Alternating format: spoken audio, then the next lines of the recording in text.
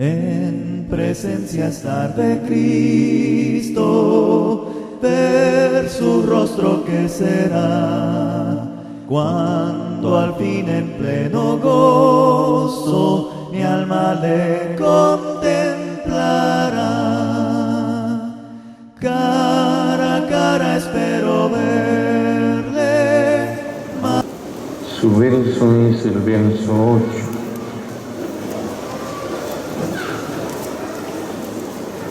Dice en la palabra de esta manera, en el nombre del Señor Jesús: el hacer tu voluntad, Dios mío, me ha agradado, y tu ley está en medio de mi corazón. En este versículo que damos lectura de este salmo, oímos la voz del Señor por medio de este salmista, cuando Él estuvo sobre la faz de la tierra, usado por el Espíritu Santo. Usted puede leer, por ejemplo, el primer libro o segundo libro de Samuel 23:2. El salmista dijo: el Espíritu de Jehová ha hablado por mí.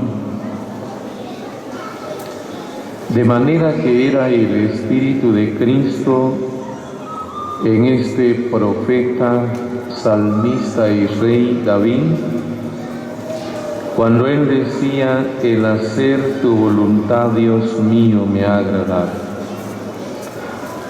Cuando se habla de la voluntad de Dios, se está hablando de los deseos, de los propósitos de Él. Caminar conforme al deseo y a los propósitos de Dios, uno logra extraer, hermano de Dios, muchas bendiciones en la vida.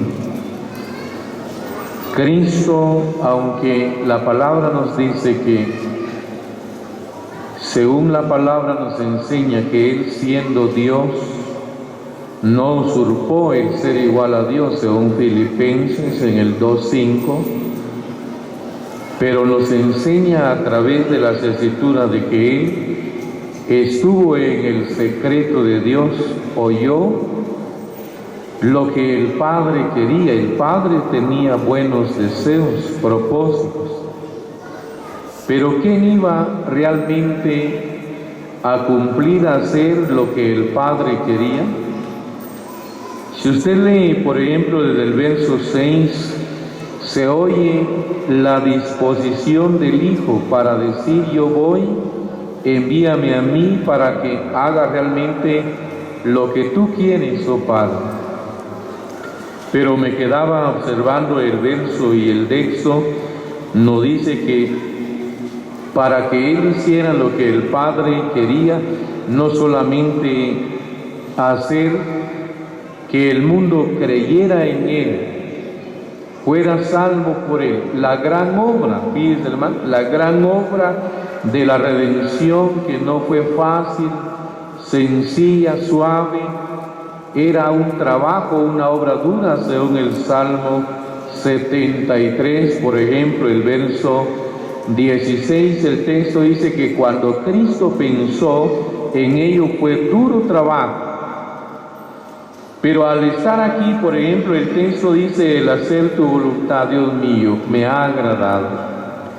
Le agradó a Él, le complació el plan, le complació los propósitos de Dios. Y Cristo, hermano, le voy a mostrar tal vez en ella algo de lo que el Padre tenía en su corazón.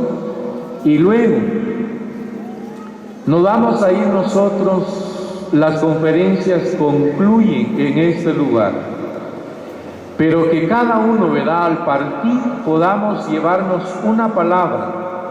Por ahí estaba yo mirando a uno que estaba vendiendo, ¿verdad?, y decía: llévese su recuerdo de las conferencias. Pero esa palabra o ese recuerdo se va a quebrar, lo va a perder, se va a podrir, se va a extraviar, en fin, y se va a olvidar de que un día estuvo usted aquí en esta conferencia. Pero si aquella palabra que es tan provechosa, beneficiosa a la vida, la llegamos a escribir en la tabla de nuestro corazón, nos va a ser de gran utilidad, porque usted en el momento indicado, en el tiempo oportuno, vamos a hacer la voluntad de Dios por una palabra que ha quedado cincelada en el corazón. Nos sirve. Por ejemplo, en el Salmo 119, el salmista habló en el verso 11, dijo él: en mi corazón, dijo él, he guardado tus dichos. Pero él las guardó ahí, dijo, para no pecar contra ti.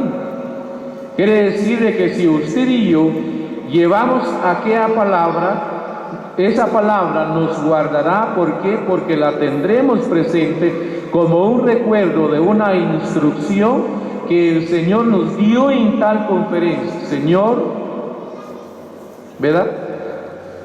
Si usted va a tener el sentir de Cristo en su corazón, nos vamos a atrever a usar la frase al decir: el hacer tu voluntad, Dios mío, me agrada. Cada mensaje, cada exposición de la palabra contiene la voluntad de Dios. Yo estaba observando en ese mensaje y me quedaba viendo que toda la palabra de Dios contiene la voluntad de Él, y están expresadas, ¿verdad? Bien sea en afirmaciones o en prohibiciones.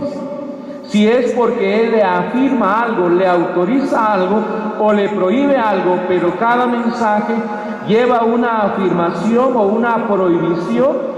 Y cuando a alguien le agrada hacer lo que Dios manda y ordena, uno hace lo que se le ha ordenado hacer. No va a decir usted: bueno, yo voy a hacer lo que me enseñó tal fulano, sino que llegamos a entender de que es la voluntad, el deseo, el propósito del Padre que usted viva, haga, participe, contribuye en algo en la obra para el bien, el crecimiento y la edificación de ella. Oiga, estaba observando este verso en el Evangelio según Juan.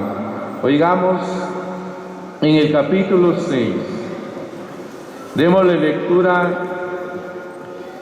al Evangelio según Juan, capítulo 6, el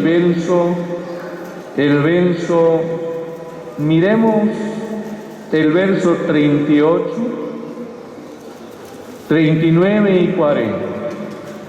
Porque he descendido del cielo no para hacer mi voluntad, sino la voluntad del que me envió.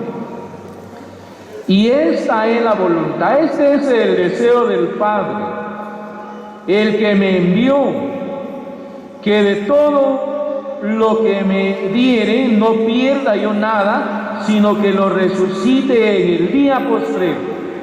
Y esta es la voluntad del que me ha enviado, que de todo aquel que vea al Hijo y cree en Él, tenga vida eterna, y yo le resucitaré en el día postrero. Dos cosas que nos enseñan los versos aquí, ¿verdad?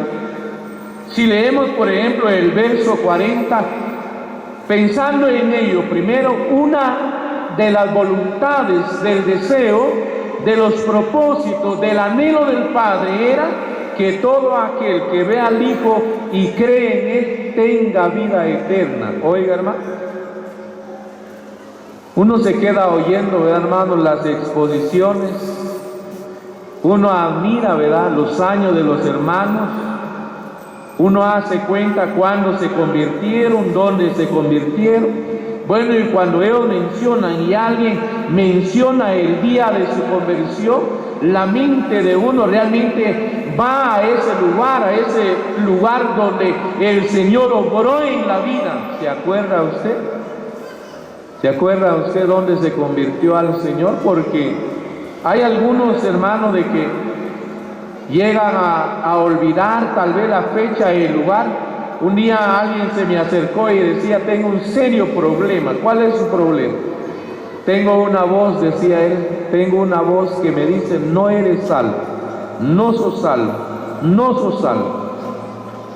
Pero sabe, hermano, algunos, tal vez solo para ridiculizar su vida ante la multitud, como que hace una conversión de nueva, un nuevo bautismo, pero realmente uno le puede dar lugar al diablo cuando él trata de infundirle esa voz duda en el corazón.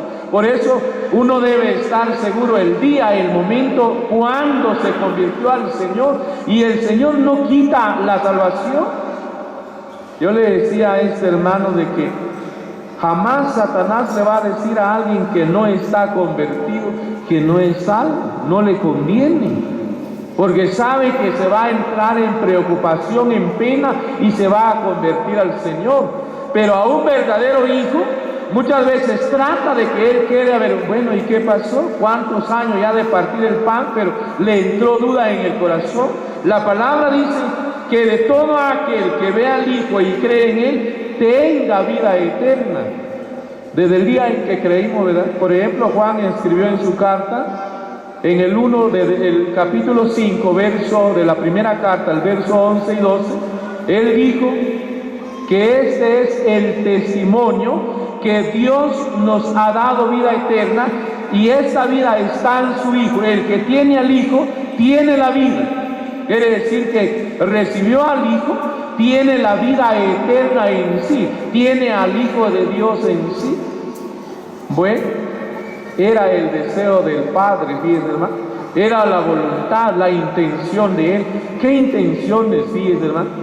Uno admira las intenciones que a veces uno no lo... Por ejemplo, saber cuánta gente habrá aquí entre nosotros que no ha creído en el Señor. Algunos tienen vergüenza del Evangelio por perder el trabajo, herencias, familiares, amigos, pero no se dan cuenta que ha sido el anhelo, la intención del Padre, la voluntad de Él, para que usted tenga vida, pero una vida, y el escritor a los Hebreos dijo en una ocasión que se llama el poder de una vida indestructible. Oiga, hermano, pues, pero no la tiene. Y usted que la tiene y yo que la tengo, la gozamos en servir al Señor. En el que tiene vida lo viene a manifestar con hechos, ¿verdad? Alguien que sirve, alguien que ora, alguien que persevera, alguien que trabaja, se mira la vida eterna de Dios, no la va a ir a gozar. Algunas oraciones, he oído en una ocasión oraciones que, o tal vez hasta en mensajes del Evangelio, que algunos han llegado a decir, bueno, si usted cree va a ir a gozar la vida eterna en el cielo.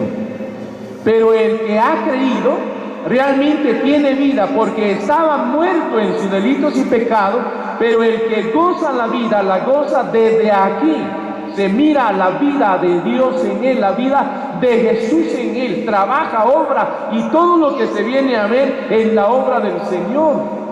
La siguiente parte del verso, por ejemplo, del verso 38, y esa es la voluntad del Padre que me envió, que de todo lo que me diere no pierda yo nada. Alguien decía en una ocasión, ¿verdad? Porque hablando de Judas, porque Judas andaba con el Señor, y dijo él, bueno, entonces Judas perdió su salvación. Fíjese que aquel que un día se va a quedar cuando Cristo venga, tal vez partió el pan, fue alguien activo, podríamos decir hasta un predicador de la palabra, pero si no se convirtió, él nunca perdió nada, porque nunca la tuvo, ¿verdad? Si hablar de Judas, que él no perdió el derecho de vida eterna, si no la tuvo, no perdió nada. Pero ahora viene... Y la palabra enseña que la voluntad, el deseo de Él, es de que todos aquellos que han creído, nadie se va a perder, se va a quedar aquí en la tierra para vivir y experimentar la tribulación, los juicios. No, hermano.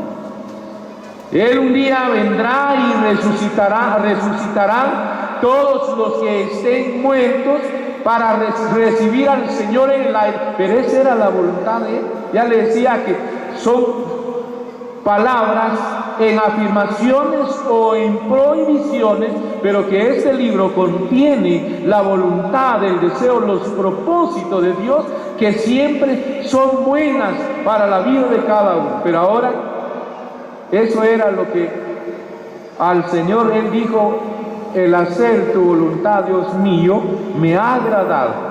Tengo tu ley en medio de mi corazón.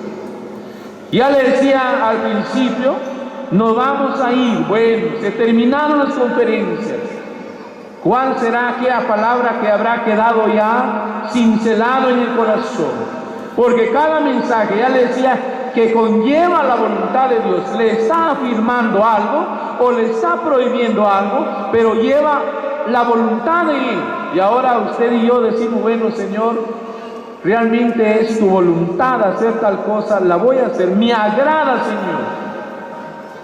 Si así realmente será, aquella palabra la llegaríamos a poner en práctica, porque yo me quedaba viendo lo que el apóstol Pablo le dijo a los romanos en una ocasión: porque no son los oidores de la ley los justificados ante Dios, sino los hacedores de la ley. Quiere decir que si yo vengo, hago el deseo, la voluntad de Él, realmente yo estoy atrayendo a mí las bendiciones, los propósitos, las intenciones de Él, que quiere darme por cumplir algo del que ha sido el deseo del corazón de Él. Pero ahora miremos más lo que nos muestra ese sagrado libro. Por ejemplo, primera carta a los tesalonicenses. Oigamos algo más. Ya le decía, nos vamos ahí, pero ¿cuál es aquella palabra realmente que le redarguye, le alegra, lo motiva, le da aumento de gozo? Bueno, ¿qué reacción tienen ustedes? Oiga la primera Tesalonicenses capítulo 4, y el verso es el verso 3. Miremoslo del 2, porque ya sabéis qué instrucciones os dimos por el Señor Jesús. Pues la voluntad de Dios es vuestra santificación, que os apartéis de fornicación. Yo estaba mirando esta frase, que entre los deseos de Él, entre los propósitos de Él, oiga hermano, que está que el hombre viva una vida llena de santificación. Cuando se viene a hablar de la santificación, dice que una vida santa, el que tiene, practica la santidad, es aquel que está apartado, separado de todo lo que lo pueda realmente contaminar, limpio y consagrado para alguien a quien va a agradar, porque realmente ha anhelado que él viva separado, fíjense, hermano. Pero aquí en esta tierra, si hablamos de la santidad, ¿verdad? La santidad en la palabra es un tema que podríamos hablar que es tan amplio. Se viene a ver, por ejemplo, en ella cuánto nos enseña, pero dice que es el deseo, la voluntad de Él. Cuando alguien vive, hermano, por ejemplo, en esta tierra está llena de costumbres, prácticas. Y esas costumbres y las prácticas que tienen, de ella un día el Señor nos rescató para venir, para estar realmente dedicados al servicio, a la alabanza, a la honra de Él. Pero a veces, cuando no hay una vida santificada ante los ojos de Él, a veces nuestra vida quiere ser como Juan mira a aquel ángel, ¿verdad, hermano? Dice que Juan se le reveló, se le manifestó un ángel, y él vio que el ángel tenía un pie en el mar y tenía un pie en la tierra, ¿verdad? Y cuando alguien no tiene una vida consagrada, dedicada al Señor, separada para Él, todavía convive, participa, se involucra en todo lo que realmente el mundo es. ¿Qué va a pasar si el hombre tiene una vida realmente así?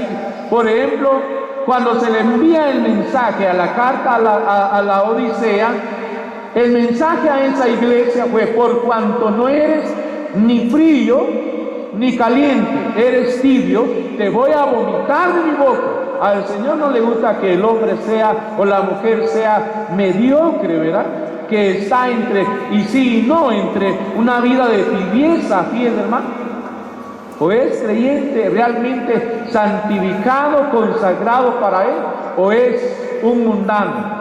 Así dice el Apocalipsis también, que el que es justo viva una vida de justificación ante Él, pero el que es inmundo, pues, que realmente que se declare inmundo, fíjense, hermano. Pero al mirar aquí en la palabra, nos damos cuenta que el anhelo, el por qué, hermano, realmente Él quiere una vida santa, consagrada, Me he quedado viendo realmente en la palabra del Señor. ¿Por qué? Porque Él es santo. Los que están con Él vienen a ser llamados fieles y santos. De manera que si llegamos a considerar los propósitos de Él, Él quiere que yo tenga una vida apartada, separada para Él. Bueno, voy a tratar realmente de consagrarme, dedicarme, de servir mejor y más al Señor. Oí hacer texto por la mañana, ¿verdad? O el día de ayer creo que citaban la 2 de Corintios 7:1, ¿verdad?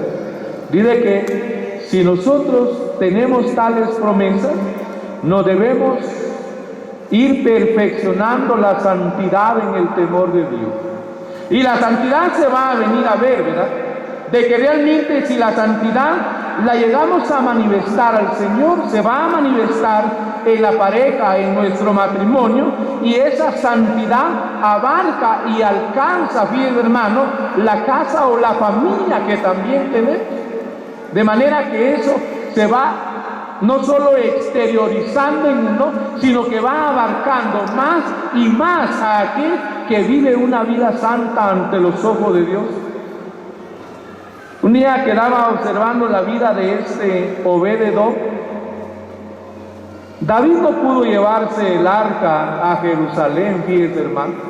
El hombre estaba tratando de la mejor manera, pero no fue capaz. Murió alguien y el hombre dijo: bueno, dejen el arca en la casa de Obed. Pero ¿sabe usted quién es Obed-edom? Ese Obed-edom era un filisteo, fíjense, hermano.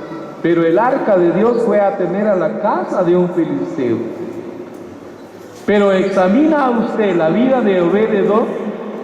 Realmente tenía una vida consagrada a Dios. Tenía una vida realmente dedicada a Dios. Dice que el hombre era alguien que había experimentado la bendición de Dios. Entonces, la santidad realmente, cuando Él anhela de nuestra vida, el hombre vive apartado, porque cuando habla de la fornicación, no solo se está hablando de que la fornicación se pueda experimentar en una pareja joven, ¿verdad?, que va a contraer matrimonio y fracasan antes del matrimonio. La fornicación, póngale que, hermano, de que a Israel Dios lo llamó, que llegó a ser una nación fornicaria, porque se fueron tras los ídolos, tras las costumbres. Quiere decir que no solamente habla de una fornicación que pueda caer una pareja de novios, sino también de alguien que realmente se vaya a prostituir tras alguna costumbre, tras alguna práctica en ese mundo. Fíjese, hermano. Le voy a leer otra frase en la palabra del Señor. Oiga aquí lo que nos muestra algo que estaba en el corazón de Dios. Cristo para Él llegó a ser grato y agradable, pero miremos la primera carta a Timoteo en el capítulo 2, y el verso es el verso 4 de la primera carta a Timoteo. Oiga lo que dice aquí. Primera carta a Timoteo en el capítulo 2, verso 4 dice: el cual quiere. En esta palabra que llegamos a observar, dice: el cual quiere que todos los hombres sean salvos y vengan al conocimiento de la verdad. verso 5. Porque hay un solo Dios y un solo mediador entre Dios y los hombres, Jesucristo hombre. El verso 4, que es tan importante del mensaje, dice: el cual quiere que todos los hombres sean salvos y vengan al conocimiento de la verdad. No solo va a ser aplicable para aquel que no tiene a Cristo, no solo es aplicable para aquel que no tiene a Cristo. Nosotros a cada hora y a cada momento peligramos, fieles hermanos, pero Él quiere que el hombre sea salvo, que sea salvo de aquel fracaso, de aquel peligro, de aquel lazo que está por delante. Por ejemplo, Él quiere que todos los hombres sean salvos, pero para poder ser salvos de algún fracaso de esa manera, la palabra dice que debemos tener el conocimiento de la verdad. Bueno, pero es el anhelo de Él, es el querer de Él, es la voluntad de Él. Si la quiere, la recibe, le sirve, bueno, viene y se la guarda, la atesora. ¿Por qué? Porque nosotros, hermanos, mientras caminamos, habrá una palabra que nos repercutirá en el oído por nuestra conciencia, si lo que vamos a hacer, lo que vamos a decir, lo que vamos a mirar está bien o está mal, a menos que aquel tenga cauterizada la conciencia, porque uno que tiene cauterizada la conciencia, hay una revisión de la Biblia que dice que ha perdido el sentido de la conciencia. Pero si tiene cauterizada la conciencia, ya no le da pena, fíjense hermano, ya no le da pena pecar, ofender. Pero oiga, Él quiere, es el querer, el deseo de Él, el propósito de Él, que usted y yo, que todos no vivamos una vida realmente fracasada, que no vivamos una vida. Un día me quedaba escribiendo unas frases en la palabra, pero escribiendo unos textos encabezaba y decía: bueno, no seas la vergüenza en ese tiempo de la gracia del Señor, ¿verdad? Porque uno viene, hermano, de que por lo que uno viene a hacer, uno cae en alguna trampa, algún lazo, en algún pecado. Realmente la gente, por ejemplo, el apóstol Pablo dijo en una ocasión: a ti que te vayan a ver sentado en un lugar de ídolo, que tengas el conocimiento de la verdad. Bueno, la conciencia del débil, dice, no será sino estimulada si lo hace el maduro, el sazón, si lo hace aquel que tiene conocimiento, cuanto más yo, ¿verdad? Que soy tierno.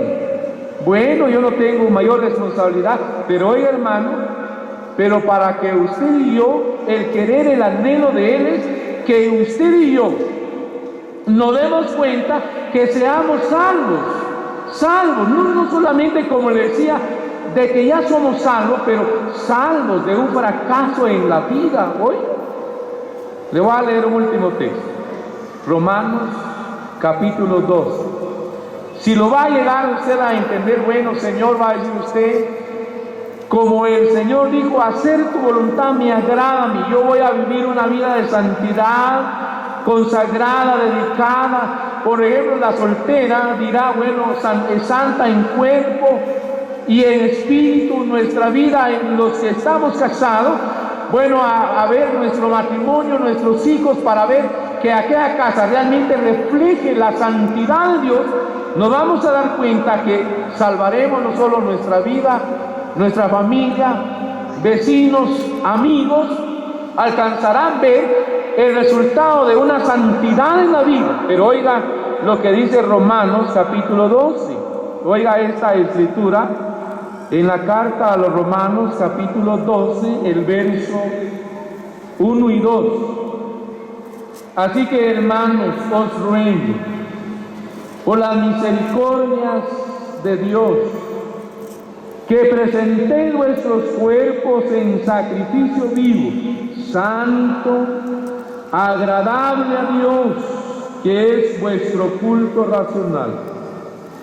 No os conforméis a este siglo, sino transformaos por medio de la renovación de vuestro entendimiento, para que comprobéis que no es meramente la intención del predicador, del enseñador, del que amonesta, del que corrige, del que instruye, sino que es la buena voluntad de Dios, y es una voluntad agradable, a una voluntad perfecta. Oiga, hermano, me quedaba viendo lo que este hombre de Dios dijo, ¿verdad? Que la voluntad de Él es agradable, es perfecta ante los ojos de Él. Pero el texto 12 nos llega a decir de que si vamos realmente a renovarnos en el espíritu de nuestra mente, no nos vamos a amoldar al mundo actual, es lo que quiere decir. Pero para que usted y yo no nos amoldemos al mundo actual, tenemos que quitar toda la información vieja que está aquí, ¿verdad? Si no hay una renovación de mente, de espíritu, no vamos a dejar de pensar siempre en vivir amoldeados al mundo actual, y no le vamos a manifestar santidad a Dios, y en vez de agradarle, vamos a ser aquellos que ofendemos, y en vez de atraernos una bendición, podemos atraer el enojo de Dios a nuestra vida. Hermanos, mientras estamos sobre la faz de la tierra, procuremos entender, comprender el deseo, el anhelo, los propósitos de Él, para que usted y yo realmente complazcamos, agrademos el corazón de Dios mientras vivamos sobre la faz de la tierra, y que el Señor bendiga su palabra.